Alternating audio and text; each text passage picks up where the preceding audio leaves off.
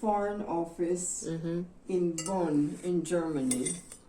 One day, we got an invitation to an exhibition at our local synagogue. This one? In Bonn. And we went there. It was sponsored by the American ambassador. The American ambassador, his name was Burns, Arthur Burns. He was a great man. By then he was about almost 80, I think. And my own husband said that I was in love with that ambassador, which is true. Which is absolutely true. And he sponsored it. Now, what was the story of that exhibition? They were all objects, religious objects. A Torah cover, a Torah, all the kinds of things that are in the synagogue. Now, it seems that when the Nazis were coming close to Danzig, which was an independent city. It's a small city, an independent city. It was between Poland and Germany, but independent. Nobody owned it. A city. And when the Jewish people saw in Danzig that Hitler was coming close, they collected all these objects, not only from the synagogues, but also from private people that they had in their homes. Menorot and Chanukiot and Shabbat candle holders, all kinds of things. And they went and sold it to the New York, to the Jewish Museum in New York. And the money they received enabled the Jewish people to run away in time before the Nazis came. They could leave the city of Danzig just in time. They were able to save themselves. So not only did they save the religious objects saved the people as well by being sold. And now, many, many years later, they were going to show these objects. One of these objects was sitting on the floor. I didn't know what it was.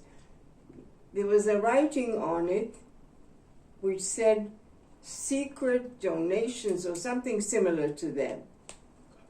And I understood that if people give donations, it's in secret. The person who receives it doesn't know. And the ambassador just passed by, and I said, "Look, Mr. Ambassador, what a wonderful people we are. When we give, we're not supposed to get credit for it. We just give it because we think it's important to give to poor people." And the next thing I knew, next morning, I had in my mailbox a letter from the ambassador. It was a chart of 10 items that Maimonides, one of our sages, said one should do when you give to poor people. He gave 10 rules, 10 commands what to do. And the first was, don't say who you are, don't sign it. The second is, he shouldn't know who you are, and you shouldn't know who he is. Who the person is who received it.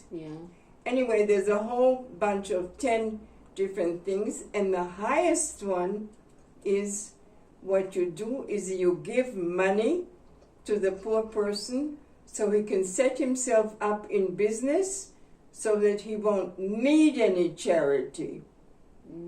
That is the highest of them all. Now, when I did my project to bring people to the hotel, people who had suffered in concentration camps, I remembered that. That was the thing I remembered. And I said to myself, that's what I'm going to do. I don't want people to know who I am. I'm going to give them so that they will have it and not know who gave it to them. And even though afterwards they wrote letters to Robbie, because she suggested the names to me, they wrote to her thanking and said, please tell me who this person is so that we can thank her personally. I said, no, I'm not going to do that. And this is where I got my inspiration. And these are some of the objects, the pictures in there. Here's the pictures. Here, look. This one. This.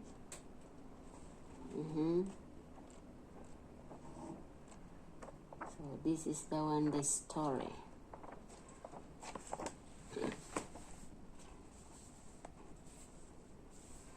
Isn't that a lovely story? It's a lovely story.